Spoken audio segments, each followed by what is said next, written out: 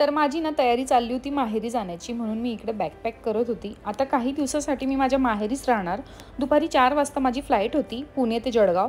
मी 2 वाजताच घरातनं बाहेर पडली आणि त्यात मी फर्स्ट टाइमच फ्लाईटने प्रवास करणार होती, म्हणूनच यांनी माझ्यासाठी घरापासूनच कॅब बुक करून दिली होती, कारण एअरपोर्टवर दुसरं कोणाला एंट्री नसते, म्हणून हे सुद्धा मला पोहोचवायला आले नव्हते, म्हणून पूर्ण प्रवास मी एकटीच करणार होती। पहिले गेल्या तर मी बोर्डिंग पास घेतलं, त्यानंतर ना चेकिंगला गेले, बॅग चेक केली, थोडं वेट जास्तच होतं पण त्यांनी केलं ॲडजस्ट आणि 4 वाजता फ्लाईट निघणारच होती तोवर जळगावचं पूर्ण वातावरण खराब झालं होतं।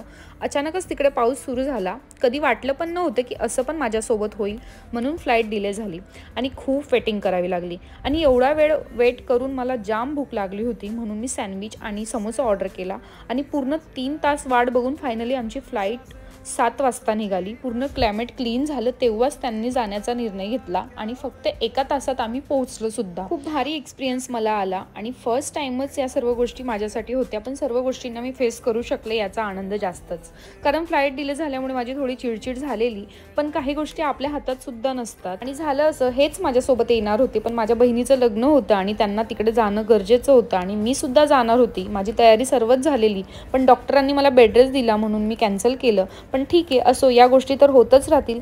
जळगावच्या एअरपोर्टला पोहोचल्या दादा मला घ्यायला आला। सो चला भेटूया नेक्स्ट ब्लॉगमध्ये, बाय।